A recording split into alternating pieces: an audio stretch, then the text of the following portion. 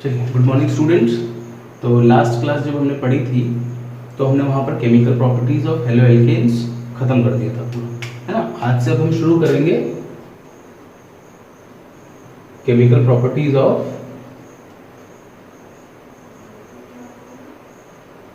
Halo alkanes. ठीक है, तो आज से हम chemical properties of haloalkanes पढ़ेंगे। शॉर्ट में हम रिप्रेजेंट करते हैं AR X से, है ना। AR stands for alkanes, X will be halogen. ठीक है, अब केमिकल प्रॉपर्टीज पे जाने से पहले हम यहाँ पर एक सिंपल सी चीज बोल रहे हैं, है ना। एक नोट बोल रहे हैं, ये आप याद रखें कि ARX haloalkanes are chemically less reactive than haloalkanes. अगर हम हेलो एल्केन्स की बात करें तो हेलो एल्केन्स जो होते हैं वो हेलो एल्केन्स के कंपैरिजन में थोड़े कम रिएक्टिव होते हैं। ठीक है, अब रीजंस की बात करें कि व्हाट आर द रीजंस, ऐसे क्या रीजन है जिसकी वजह से ARX जो है वो लेस रिएक्टिव है और RX जो है वो मोर रिएक्टिव है। ठीक है, तो जो पहला रीजन है that is resonance, resonance in ARX। Haloalkanes के अंदर एक फिनोमेना काम कर रहा है दैट इज कॉल्ड रेजोनेंस और रेजोनेटिंग इफेक्ट। अब ये क्या है वो समझे। अभी अपन एक एग्जांपल लेते हैं। सपोज मैंने लिया इस तरीके से C, है ना, ये ले लिया मैंने क्लोरोबेंजीन। This is chlorobenzene. ठीक है, अब इस क्लोरोबेंजीन में हमें ये पता है, जो 11th क्लास में हमने पढ़ा है कि क्लोरीन जो है इट इज इलेक्ट्रोनेगेटिव और साथ में इस क्लोरीन के ऊपर यहाँ पर ऐसे 3 lone pair of electrons present होते हैं। ठीक है, अब ये जो लोन पेयर ऑफ इलेक्ट्रॉन्स हैं वो रिंग के साथ, बेंजीन रिंग के साथ कॉन्जुगेशन शो करते हैं। कॉन्जुगेशन मतलब सिंगल बॉन्ड डबल बॉन्ड का अल्टरनेट होना। जैसे यहाँ पर लोन पेयर है, फिर सिंगल बॉन्ड, फिर डबल, फिर सिंगल बॉन्ड, फिर डबल, फिर सिंगल, फिर डबल, फिर सिंगल, तो ऐसे अल्टरनेट चलता है, इट इज कॉल्ड कॉन्जुगेशन। अब इस कंडीशन में ये जो ग्रुप है, क्लोरीन जो ग्रुप है, ये बिहेव करता है as electron releasing group, electron releasing group. और इलेक्ट्रॉन रिलीजिंग ग्रुप होने के कारण अपने जो लोन पेयर्स हैं उनको यहाँ रिंग पर भेज देता है। ठीक है, जिसको स्टेबल करने के लिए जो पाई बॉन्ड होता है वो शिफ्ट होता है और यहाँ से फिर रेजोनेट शुरू होता है। तो हमको जो पहला स्ट्रक्चर मिलेगा रेजोनेटिंग का वो कुछ ऐसा होगा कि यहाँ तो डबल बॉन्ड आ गया Cl, इसके पास 2 इलेक्ट्रॉन पेयर बचे, इसने इलेक्ट्रॉन दिया तो चार्ज लग गया पॉजिटिव, यहां से इलेक्ट्रॉन शिफ्ट हुए तो यहाँ नेगेटिव आ गया, बाकी के 2 बॉन्ड ऐसे कैसे। ठीक है, अब इसी में फिर हम इलेक्ट्रॉन को घुमाते जाते हैं। ये जो नेगेटिव है वो यहाँ शिफ्ट होकर बॉन्ड बनाएगा तो ये उठकर यहाँ पर नेगेटिव चार्ज ले लेगा। तो जो सेकेंड रेजोनेटिंग स्ट्रक्चर बनेगा that will be double bond negative, double bond Cl with positive charge. आप चाहो तो लोन पेयर बताओ या मत बताओ, इट्स ओनली ऑन यू। ठीक है ना। अब जो थर्ड स्ट्रक्चर बनेगा रेजोनेटिंग वो क्या हो गया कि ये इलेक्ट्रॉन यहाँ गए, ये उठ के यहाँ आ गए। ठीक, तो अपने को मिल गया इस तरीके से, यहाँ नेगेटिव चार्ज, यहाँ बॉन्ड बन गए डबल बॉन्ड Cl और पॉजिटिव चार्ज। तो ये जो 3 हमने बनाए हैं, है ना, इनको नंबर दे देते हैं अपन, फर्स्ट, सेकेंड और थर्ड। ये तीनों क्या हैं, दे आर रेजोनेटिंग स्ट्रक्चर्स। अब अगर ये रेजोनेटिंग स्ट्रक्चर्स हैं, है ना, तो इसके बाद लास्ट में क्या होगा कि ये जो है वो यहाँ शिफ्ट हो सकता है और जो डबल बॉन्ड आया था वो वापस चला जाए। तो अपने को क्या मिल जाएगा लास्ट में, वापस सिंगल बॉन्ड Cl और इसके पास वापस से कितने हो गए, 3। तो ये जो फिनोमिना काम कर रहा है टोटल, इसको हम क्या बोल रहे हैं, रेजोनेंस। और इसके होने के कारण हमको दिख रहा है कि जो बेंजीन रिंग में यहाँ एक कार्बन प्रेजेंट है, न्यूक्लियर कार्बन, वो कार्बन और Cl के बीच में क्या आ गया, पार्शियल डबल बॉन्ड कैरेक्टर, है ना। यहाँ क्या देखने को मिल रहा है अपने को, पार्शियल डबल बॉन्ड कैरेक्टर। इस डबल बॉन्ड कैरेक्टर की वजह से जो Cl का निकलना है ना, फॉर रिएक्शन, Cl हटाकर हम कुछ और लगा दें, वो निकलना जो है वो डिफिकल्ट हो जाएगा। सीधी सी बात है कि अगर एक पत्थर मैंने लिया, उसको मैंने रस्सी से बांध दिया और मैं उसको ऐसे गोल गोल घुमा रहा हूँ, ठीक है, और वही मैंने एक दूसरा पत्थर लिया जिसको मैंने 2 रस्सी से बांध रखा है, तो टूट कर जाने की पॉसिबिलिटी ज्यादा किसमें है? सिंगल रस्सी वाले में, है ना। तो जैसे ही हमने डबल रस्सी कर दी, वहां स्ट्रेंथ क्या हो गई? बढ़ गई। तो वैसे ही अगर पार्शियल डबल बॉन्ड कैरेक्टर आया तो इस C और Cl के बीच की जो बॉन्ड स्ट्रेंथ थी वो क्या हो गई? बढ़ गई। और उसकी वजह से यहां से Cl का जो बाहर जाना है वो थोड़ा सा डिफिकल्ट हो गया, और इस वजह से ArX की रिएक्टिविटी केमिकली RX के कंपैरिजन में क्या हो गई? कम हो गई। क्लियर है चीज? तो ये पहला पॉइंट था। आप एक डायग्राम बनाओ, फिर हम इसके बाद आगे करते हैं।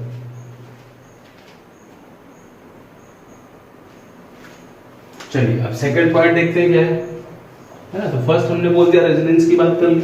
सेकंड जो है वो है difference in the hybridization. Simple से पॉइंट्स है, ज्यादा कुछ है नहीं इनमें, आप आसानी से याद रख सकते हो। Difference in the hybridization state of carbon in CX bond. ठीक है, तो कार्बन और हेलोजन के बीच में जो बॉन्ड बन रहा है उसमें प्रेजेंट कार्बन की हाइब्रिडाइजेशन स्टेट।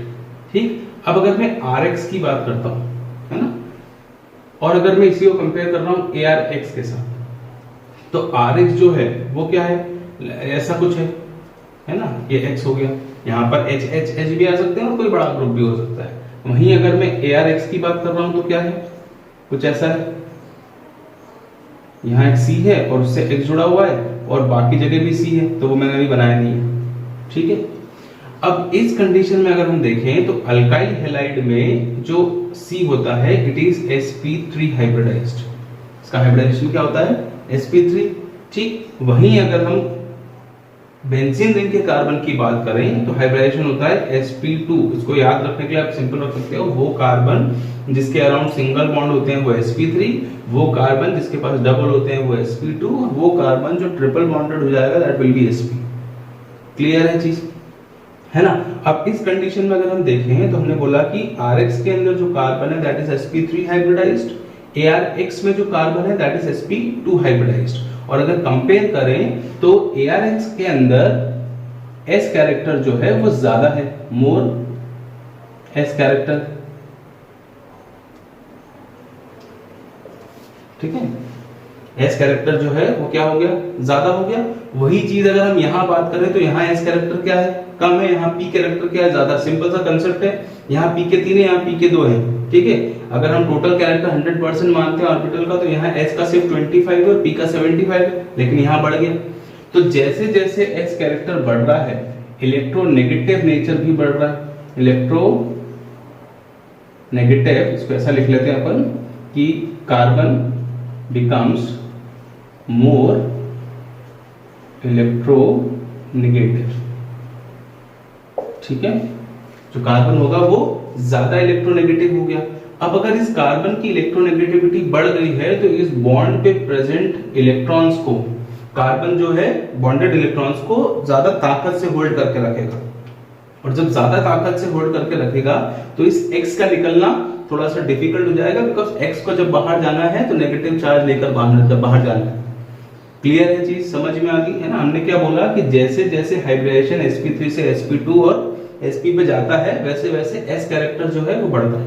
S कैरेक्टर के बढ़ने की वजह से कार्बन की इलेक्ट्रोनेगेटिव नेचर, इलेक्ट्रोनेगेटिविटी पावर जो है वो बढ़ती है, जिसका सिंपल सा मतलब है कि ये जो इलेक्ट्रॉन होते हैं, है ना, टेंडेंसी ऑफ दिस इलेक्ट्रॉन्स, ये जो बॉन्ड के ऊपर प्रेजेंट इलेक्ट्रॉन्स हैं उनको होल्ड करने की क्षमता बढ़ जाती है, ट्रैक करने की क्षमता बढ़ जाती है। तो X उन इलेक्ट्रॉन को ले जाने की बजाय कार्बन जो है वो इलेक्ट्रॉन्स को अपनी तरफ रखने लग जाता है। इस वजह से X का निकलना थोड़ा सा डिफिकल्ट हो गया।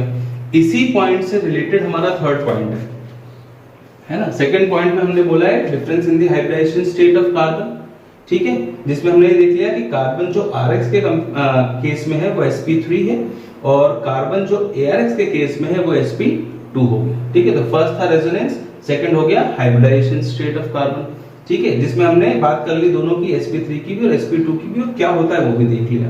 ठीक है, अब हम इसमें थर्ड की बात करते हैं। Third is polarity of bond. है ना। पोलैरिटी ऑफ बॉन्ड का मतलब होता है जैसे मान लो एक बॉन्ड बना हुआ है बिटवीन ए बी, ठीक है, तो इस ए बी के केस में किसी एक की टेंडेंसी ऐसी होगी जिसकी पावर थोड़ी क्या है, ज्यादा, ना। ए और बी की कंपैरिजन में ए जो होगा वो थोड़ा ज्यादा मान लेते हैं अपन, तो उस कंडीशन में जो इलेक्ट्रॉन्स हैं वो कोई एक अपनी तरफ अट्रैक्ट कर सकता है। मान लो ए ने अपनी तरफ अट्रैक्ट कर लिया तो उस वजह से इसके ऊपर पार्शियल नेगेटिव और इसके पार्शियल पॉजिटिव कैरेक्टर आता है, जो हम इंडक्टिव इफेक्ट वाले कॉन्सेप्ट में पढ़ते हैं, 11th में हमने पढ़ रखा है, ठीक है। तो वही कॉन्सेप्ट हम यहाँ लगा रहे हैं कि जब हम Rx की बात करते हैं तो यहाँ पोलैरिटी जनरेट होना इजी है because X is more electronegative as compare to carbon, और इलेक्ट्रॉन शिफ्ट करके क्या कर लेता है, पार्शियल नेगेटिव और पार्शियल पॉजिटिव दे देता है। इस केस में यहाँ पोलैरिटी आ गई तो बॉन्ड ब्रेकिंग जो है वो इनिशिएट हो गई, जल्दी टूट जाएगी।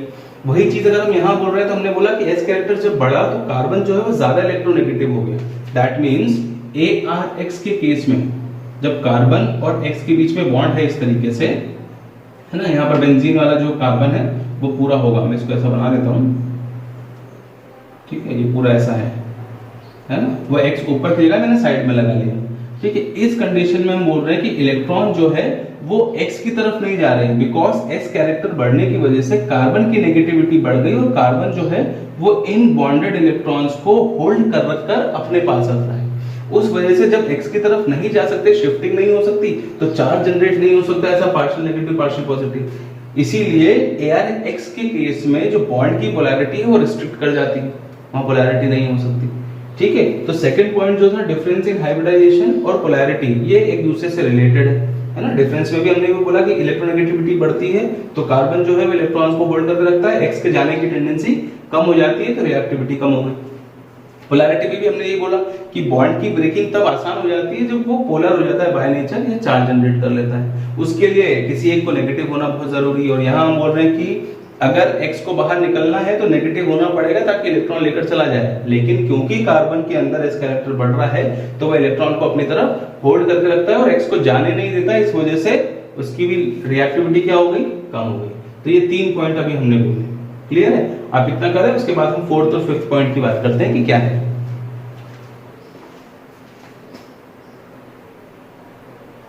चलिए अब 4th पॉइंट की बात करते हैं। तो 4th पॉइंट हम बोल रहे हैं इन स्टेबिलिटी ऑफ फिनाइल केटायन। अभी हमने ये बोला कि अगर ये बेंजीन रिंग है सपोज, है ना, ये बेंजीन रिंग है, यहाँ X लगा हुआ है, तो हमने बोला कि इस X के यहाँ से टूट के जाने की पॉसिबिलिटी बहुत कम है। रीजन 2 देखे, एक तो हाइब्रिडाइजेशन का डिफरेंस, एक रेजोनेंस, और एक हमने उससे रिलेट करके बोल दिया पोलैरिटी। अब हम ये बोल रहे हैं कि सपोज मान लो कि सेल्फ आयोनाइजेशन हो जाता है ना, ये जो बेंजीन रिंग है ये अपने आप को आयोनाइज कर लेती है और जो X है वो यहाँ से निकल जाता है ना, ये इलेक्ट्रॉन लेकर मान लेते हैं कि चलो निकल गया, तो क्या होगा, तो हमारे पास कुछ ऐसा बचा है ना, यहाँ क्या चार्ज आ गया, पॉजिटिव, ये बना फिनाइल का केटायन। अब इस कंडीशन में अगर हम देखें तो यहाँ पर इनके बीच में रेजोनेंस पॉसिबल नहीं है बिकॉज कॉन्जुगेशन नहीं आ रहा है। पॉजिटिव के तुरंत बाद क्या आ गया, नेगेटिव, पॉजिटिव के बाद सिंगल बॉन्ड और नेगेटिव डबल बॉन्ड होता तो क्लियर हो जाती चीज, ठीक है। एक तो ये हो गया सिंपल तरीके से समझने का।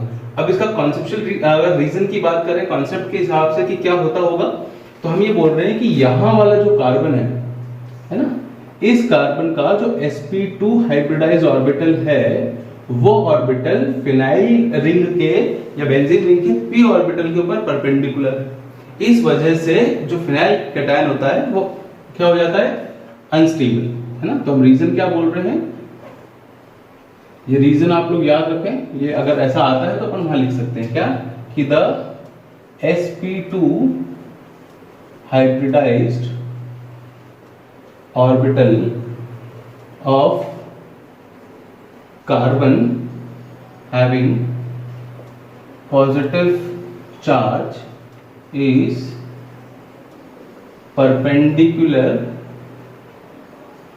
to the p orbital of benzene ring या phenyl ring, है ना। तो this is the actual reason. Clear हो गई चीज, है ना। तो जो फिनाइल केटायन बनता है सेल्फ आयोनाइजेशन से वो भी अनस्टेबल हो गया due to this perpendicular nature. इसके बाद फिफ्थ पॉइंट आता है। Fifth point is repulsion between electron rich nucleophile and electron rich arene.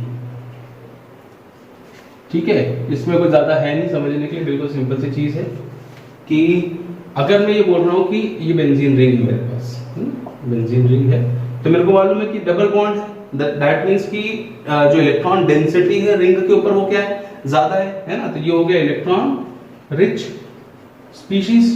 ठीक है, इसी की जगह अगर मैं न्यूक्लियोफाइल की बात करता हूं तो हमने पढ़ा है कि न्यूक्लियोफाइल भी क्या होते हैं, इलेक्ट्रॉन रिच। और जब ये न्यूक्लियोफाइल है वो यहां आएगा रिएक्शन के लिए बेंजीन रिंग के ऊपर, तो दोनों क्योंकि इलेक्ट्रॉन रिच है तो दोनों में क्या हो जाएगा, रिपल्शन, है ना, देयर विल बी रिपल्शन। तो इस वजह से भी जल्दी रिएक्शन नहीं हो पाती। ठीक है, हमने जब स्टार्टिंग करी इसकी तो हमने बोला कि Rx के कंपैरिजन में जो ARX होता है it is chemically less reactive. हमने ये नहीं बोला कि इट इज नॉट रिएक्टिव, हम ये बोल रहे हैं कि इट इज लेस रिएक्टिव। इसका मतलब ये नहीं कि रिएक्शन होगी नहीं, रिएक्शन होगी बट अंडर सर्टेन कंडीशंस। तो अभी हमने 5 पॉइंट की बात करी ना, जब हमने रीजंस पढ़े तो रीजंस के अंदर हमने 5 पॉइंट बोले। पहला पॉइंट हमने बोला क्या, रेजोनेंस या रेजोनेटिंग इफेक्ट। दूसरा हमने बोल दिया डिफरेंस इन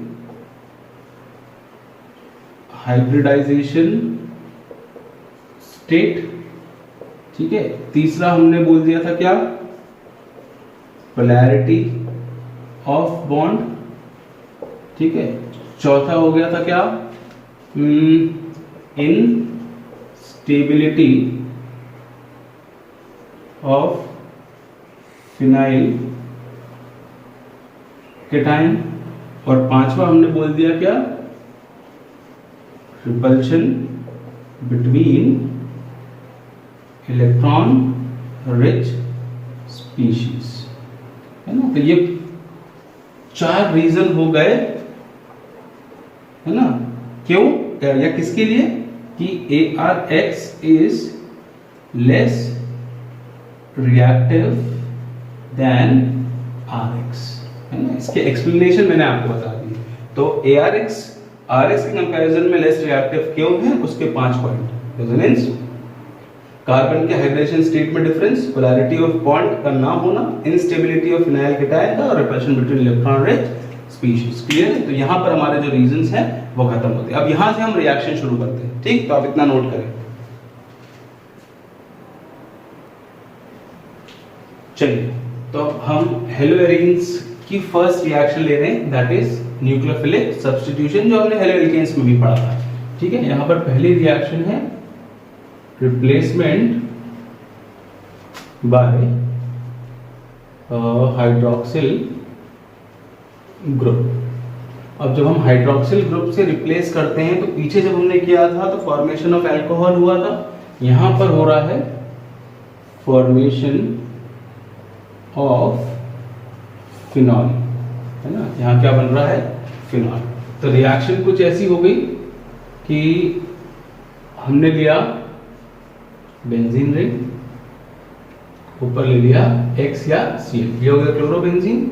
इसकी रिएक्शन होती है सोडियम हाइड्रोक्साइड के साथ, NaOH के साथ, at 623 kelvin temperature and 300 atm pressure. ठीक है, तो इस पे जब हम रिएक्शन करवाते हैं फॉलोड बाय एसिडिफिकेशन, तो हमको जो मिलता है दैट इज फिनॉल। अब फिनॉल बनने से पहले यहाँ एक इंटरमीडिएट प्रोडक्ट निकल रहा है, दैट इज ONA, है ना। यहाँ से ONA और HCl बाहर हो गया। यहाँ से फिर जब एसिडिफिकेशन होता है H पॉजिटिव के प्रेजेंस में, ठीक है, या H पॉजिटिव की जगह आप एसिड ही लिख लो, जैसे HCl लिख लिया मैंने, है ना। क्या करवा रहे हैं अपन, एसिडिफिकेशन, एसिड के साथ रिएक्शन। तो Na जो है वो Cl के साथ बाहर आ जाता है और Na की जगह ये वाला H चला गया, है, ये इधर आ गया, ये इधर आ गया, तो अपने को मिल गया OH। ये जो बना दिस इज फिनॉल। इसको फॉर्मूले में C6H5OH लिख सकते हैं। तो ये हुआ रिप्लेसमेंट बाय हाइड्रोक्सिल ग्रुप की रिएक्शन। दूसरा हम कर सकते हैं रिप्लेसमेंट बाय अमीनो ग्रुप, है ना, रिप्लेसमेंट बाय अमीनो ग्रुप। यहां हो जाएगा क्या, फॉर्मेशन ऑफ अमीन्स, क्या बन रहे हैं यहां पर, फॉर्मेशन ऑफ अमीन्स। ठीक है, अमीन्स भी लिख सकते हो, एनिलीन भी लिख सकते हो आप, अमीन्स की जगह लिख लो फॉर्मेशन ऑफ एनिलीन, क्योंकि जो बन रहा है वो एरोमेटिक अमीन है, इसलिए हमने डायरेक्ट नाम लिख दिया, जैसे यहाँ फिनॉल लिखा था, ये एनिलीन हो गया। अब रिएक्शन कुछ ऐसी है कि बेंजीन रिंग लिया हमने, यहाँ लगाया Cl, रिएक्शन हुई इसकी NH3 के साथ, अमोनिया के साथ, और जब आपने रिएक्शन कराई तो ये 475 केल्विन पर रिएक्शन हुई 600 ATM प्रेशर पर। ठीक है, अब ये रिएक्शन जो हो रही है, यहां पर आपको कैटलिस्ट लग रहा है Cu2O, it is as catalyst, behaving as catalyst. ये रिएक्शन का जो प्रोडक्ट आपको मिला वो मिल गया बेंजीन के ऊपर NH2, है ना। तो ये जो अमीनो ग्रुप है वो ये है, दिस इज अमीनो ग्रुप, और ये जो कंपाउंड बना है इसका नाम हो गया एनिलीन। ये हुई रिएक्शन। बाय प्रोडक्ट वगैरह हमको ऑर्गेनिक में ज्यादा लिखने की जरूरत नहीं है। ऐसे ही थर्ड है रिप्लेसमेंट बाय साइनो ग्रुप, है ना। यहां हो जाएगा फॉर्मेशन ऑफ साइनाइड्स। ठीक है, रिएक्शन कुछ ऐसी हो गई, बेंजीन रिंग ऊपर Cl, रिएक्शन हमको करना है किससे, साइनाइड से, तो हम ले रहे हैं CuCN, कॉपर साइनाइड से इन प्रेजेंस ऑफ पायरिडीन। ये रिएक्शन पायरिडीन के साथ वही 475 केल्विन टेम्परेचर पे हमने करा दी। तो रिएक्शन में हमको मिल गया बेंजीन के ऊपर Cn, बाहर हो गया CuCl। ठीक है, और ये जो बना दिस इज साइनो बेंजीन, क्या बन गया, साइनोबेंजीन। तो हमने तीन सिंपल से रिप्लेसमेंट देखे, एक देखा रिप्लेसमेंट बाय हाइड्रोक्सिल ग्रुप जिसमें फॉर्मेशन ऑफ फिनॉल, एक देखा रिप्लेसमेंट बाय अमीनो ग्रुप जिसमें फॉर्मेशन ऑफ अमीन्स हो रहा है, aromatic amines which is called aniline, और ये हो गया रिप्लेसमेंट बाय साइनो ग्रुप, तो हमको मिल गया साइनोबेंजीन। क्लियर है ना। अब यहाँ पर अपने लिए एक नोट है जो अपने को याद रखना है, जो अपने पीछे भी पढ़ा था कि जब हम साइनाइड्स बना लेते हैं तो हमने बोला था कि this cyanides can be easily converted into different products under different conditions. वही चीज यहाँ पर भी है, बस कंडीशन ये है कि यहाँ एरोमेटिक चल रहा है, वहाँ एलिफैटिक था, है ना। तो अभी हमने बनाया क्या है, कुछ ये ऊपर क्या है Cn, है ना, ये वाला कंपाउंड। अब हम ये बोल रहे हैं कि यहाँ से मैं रिएक्शन को अंडर डिफरेंट कंडीशन, अगर मैं कॉन्सेंट्रेटेड HCl लेता हूं, ठीक है, अगर मैं डाइल्यूट HCl लेता हूं, ठीक है, या फिर अगर मैं LiAlH4 लेता हूं, या फिर Na विद अल्कोहल लेता हूं, तो मैं तीन टाइप के रिएक्शन कर सकता हूं। अगर मैं साइनोबेंजीन का कॉन्सेंट्रेटेड HCl से रिएक्शन करवाता हूं तो ये होता है पार्शियल हाइड्रोलिसिस, यहाँ क्या हो गया, पार्शियल हाइड्रोलिसिस। अगर मैं डाइल्यूट HCl से करा रहा हूं तो ये हो गया कंप्लीट हाइड्रोलिसिस, और अगर मैं LiAlH4 से करा रहा हूं तो ये हो गया रिडक्शन।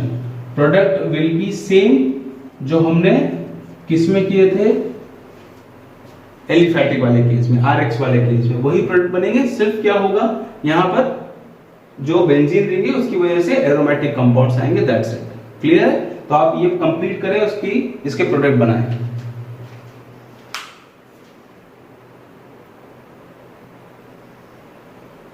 चलिए, तो प्रोडक्ट बनाया आप लोगों ने, मैं बताता हूँ प्रोडक्ट क्या है। जब आप इसको साइनोबेंजीन की रिएक्शन में कॉन्सेंट्रेटेड HCl यूज कर रहे हैं, पार्शियल हाइड्रोलिसिस हो रहा है, तो आपको मिल रहा है benzene ring with CONH2, this is amide, ठीक है, बेंजामाइड। उसके बाद जब आपने कंप्लीट हाइड्रोलिसिस किया तो बेंजीन के साथ क्या आ जाएगा, COOH, बेंजोइक एसिड।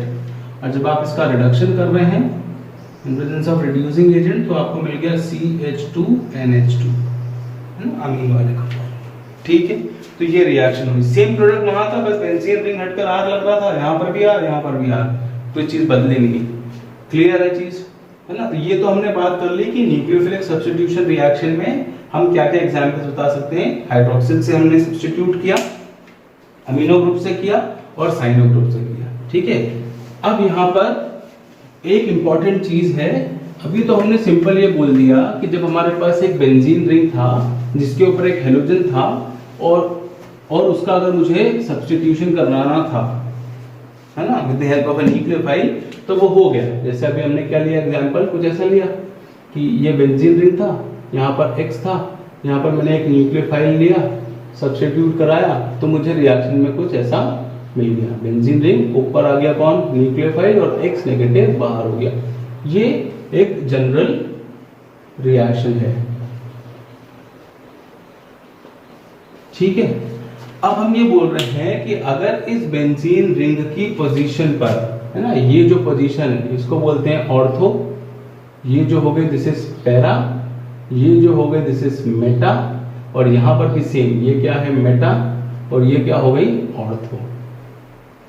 तो यहां बोलने का मतलब ये है कि बेंजीन रिंग की अगर इस ऑर्थो मेटा पैरा पोजीशन पर कोई दूसरा ग्रुप आ जाता है ना, जिसको हम सब्स्टिट्यूट नहीं कर रहे हैं, सब्स्टिट्यूट इसको कर रहे हैं ऊपर वाले को, लेकिन अगर कोई यहाँ पर दूसरा ग्रुप आ जाता है तो उस ग्रुप के आने की वजह से ये पॉसिबल है कि इस रिएक्टिविटी पे फर्क पड़ जाए। हो सकता है कि इस X के निकलने की टेंडेंसी है वो थोड़ी बढ़ जाए। क्लियर है, तो अभी हम उसकी बात करते हैं। इसके लिए कुछ रिएक्शन से पहले वो मैं लिख लेता हूं, फिर मैं आपको एक्सप्लेन करता हूं कि क्या है।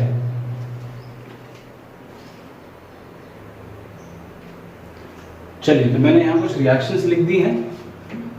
फर्स्ट में मैंने लिया सेम क्लोरोबेंजीन, बेंजीन के ऊपर Cl, NaH से रिएक्शन कराई डाइल्यूटेड HCl के प्रेजेंस में। जो NaH ले रहे हैं वो 6 to 8% है, टेंपरेचर 623 केल्विन और प्रेशर 318, और रिएक्शन के बाद मुझे बेंजीन के ऊपर OH मिल गया, सब्स्टिट्यूट हुआ, this compound is called phenol. ये फर्स्ट रिएक्शन था। अब सेकंड रिएक्शन में इसी कंपाउंड में मैंने पैरा पोजीशन पर एक नाइट्रो ग्रुप लगा दिया, है ना, ये क्या है नाइट्रो ग्रुप।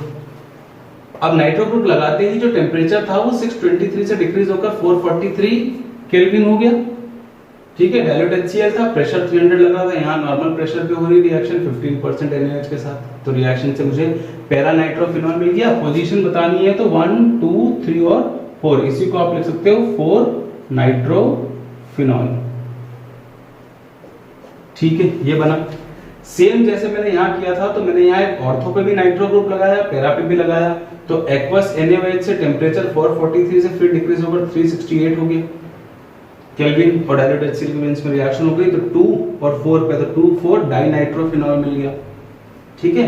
वही चीज जब मैंने यहाँ की तो मैंने 3 जगह नाइट्रो ग्रुप लगा दी, ऑर्थो पे, पैरा पे और फिर ऑर्थो पे। तो सिंपल वाटर में मैंने जब इसको हीट किया 323 केल्विन पे, तो मुझे पिक्रिक एसिड या फिर 2,4,6 ट्राइनाइट्रोफिनॉल मिला। तो इन सारे रिएक्शनों को लिखने का रीजन ये था कि ये एक बेसिक सी रिएक्शन थी जिसमें मैंने न्यूक्लियोफिलिक सब्स्टिट्यूशन किया, बट ऑर्थो पैरा पोजीशन पर कोई ग्रुप आने की वजह से जो रिएक्टिविटी हुई वो बढ़ गई, है ना, इसीलिए टेम्परेचर कम लगने लगा, नॉर्मल कंडीशन की तरफ रिएक्शन प्रोसीड करने लगी। क्लियर है। अच्छा, अब इससे हुआ क्या, दो चीजों पर यहाँ ध्यान रखें। पहला तो ये कि कहीं पर भी नाइट्रो ग्रुप को मैंने मेटा पोजीशन पे नहीं लगाया, दैट मींस कि अगर कोई भी ग्रुप मेटा पोजीशन पर आता है तो रिएक्टिविटी पे इफेक्ट नहीं करता, पहली चीज। दूसरी चीज ये है कि अगर इन ग्रुप्स के आने की वजह से रिएक्टिविटी बढ़ रही है तो इस रिंग के अंदर कुछ तो ऐसा हो रहा है जिसकी वजह से रिएक्टिविटी में चेंज है, ठीक है। और वो रीजन मिलेगा हमको जब हमने इसके पहले रीजंस पढ़े।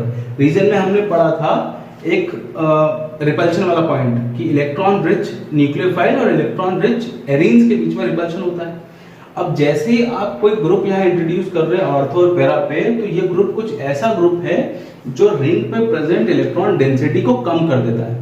जब इलेक्ट्रॉन को वहां से कम कर देगा तो रिपल्शन जो पहले हो रहा था इलेक्ट्रॉन डेंसिटी ज्यादा होने के कारण वो कम हो जाएगा, क्लियर है। और उस रिपल्शन के कम होने के कारण वो रिएक्शन जो है वो सब्स्टिट्यूशन आसानी से कर जाएगी। अब ये कैसे होता है वो समझे, है ना। आप अपन इसको समझते हैं कि ये जो हम सारा कॉन्सेप्ट देख रहे थे कि इस NO2 ग्रुप की वजह से जो रिएक्टिविटी है वो बढ़ रही है, वो कैसे बढ़ रही है। तो हमने ये लिया क्या, ये बेंजीन रिंग ऊपर था हमारे पास Cl, यहाँ हमने लगाया एक नाइट्रो ग्रुप, है ना। अभी मैं मेरा पोजीशन के साथ आपको बता देता हूँ। स्ट्रक्चर बनाया। अब हम ये बोल रहे हैं कि रिएक्शन के लिए इस OH नेगेटिव के साथ रिएक्शन हो रही है और OH जो है वो Cl की जगह सब्स्टिट्यूट हो रहा है। तो ये OH यहाँ जब आएगा रिएक्शन के लिए तो ये उठकर यहाँ पर नेगेटिव चार्ज जनरेट करेगा, है ना। रेजोनेंस वाला फंडा काम करने लगेगा। यहाँ नेगेटिव आ गया, यहाँ दोनों आ गए, Cl भी आ गया और OH भी आ गया। ये बॉन्ड ऐसे कैसे हो गए, यहाँ नाइट्रोजन था फिर डबल बॉन्ड हो एंड सिंगल बॉन्ड हो, ठीक है।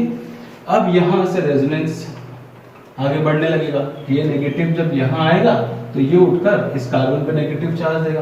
तो अपने को क्या मिल गया, अपने को मिल गया बेंजीन रिंग, यहाँ पर OH और Cl। ये उठकर यहाँ आया तो डबल बॉन्ड बन गया, ये उठकर नीचे आया तो नेगेटिव, ये ऐसा का ऐसा है। यहाँ पर पहले से कौन प्रेजेंट है, नाइट्रोजन, डबल बॉन्ड O और सिंगल बॉन्ड O के साथ, ठीक है। अब क्या होगा, अब ये जो है वो उठकर यहाँ आ गया, ये उठकर यहाँ आ गया। तो ये जो नेगेटिव चार्ज है वो नीचे वाले नाइट्रो ग्रुप के साथ भी रेजोनेंस दे सकता है और रिंग के साथ भी दे सकता है। तो अभी हम नाइट्रो ग्रुप के साथ कर रहे हैं, नेगेटिव इधर आ गया, अपने को क्या मिल जाएगा, बेंजीन रिंग। ये हो गया Cl और OH, ये बॉन्ड ऐसा का ऐसा है, ये बॉन्ड ऐसा का ऐसा है। ये यहाँ शिफ्ट हुआ तो यहाँ डबल बॉन्ड हो गया नाइट्रोजन, और ये आगे शिफ्ट हुआ तो ऑक्सीजन पे नेगेटिव आ गया और ये ऑक्सीजन पे भी क्या है, नेगेटिव, ठीक है ना। अब यहाँ से आगे बढ़े, अगर ये इलेक्ट्रॉन फिर से यहाँ शिफ्ट होते हैं तो ये उठकर कहाँ आ गया, यहाँ पर, और ये उठकर यहाँ चला गया आगे, एक एक शिफ्ट हो गए। तो अपने को क्या मिल गया, बेंजीन रिंग, OH, Cl, यहाँ नेगेटिव आ गया, यहाँ बॉन्ड बन गए, ये नाइट्रोजन फिर से सिंगल बॉन्ड से हो गया, डबल बॉन्ड से O और सिंगल बॉन्ड नाइट्रो ग्रुप। तो इस पूरे स्ट्रक्चर्स के अंदर ये जो first structure, second structure, third, fourth हमने बनाया, इसमें हमने देखा कि ये जो पाई बॉन्ड थे, इन पे इलेक्ट्रॉन जो प्रेजेंट थे उसके कारण इस एरीन की इलेक्ट्रॉन डेंसिटी ज्यादा थी। लेकिन जैसे ही नाइट्रो ग्रुप आया तो रेजोनेंस के कारण उसने यहाँ से इलेक्ट्रॉन डेंसिटी को अपनी तरफ ले लिया, मतलब एरीन्स के ऊपर इलेक्ट्रॉन डेंसिटी कम हो गई, और कम होते ही रिपल्सिव फोर्स कम हो जाएंगे तो रिएक्टिविटी क्या हो गई, बढ़ गई। क्लियर है चीज। यही सेम आप जब आप ऑर्थो पोजीशन पे लगाओगे NO2 तो भी कर सकते हो, और जब आप मेटा पे लगाकर करके देखोगे तो आपको पता चलेगा कि जो इलेक्ट्रॉन है, जो नेगेटिव चार्ज है वो नाइट्रो ग्रुप के साथ रेजोनेंस नहीं दे रहा है, सिर्फ रिंग के साथ दे रहा है। तो उस कंडीशन में जो इलेक्ट्रॉन डेंसिटी है रिंग पर वो मिनिमाइज नहीं हो पाएगी, तो रिएक्शन नहीं होगा, ठीक है। इसीलिए आप ऑर्थो वाला और मेटा वाला लगाकर और कर देखें। अगर कोई डाउट उसमें रहता है तो फिर आप उसको कमेंट सेक्शन में डालिएगा, तो मैं उसको करके वहां पर आपको उसका आंसर फिर से एक बार दूसरे वीडियो में दे दूंगा। क्लियर है चीज। तो अभी आप इतना कर लें।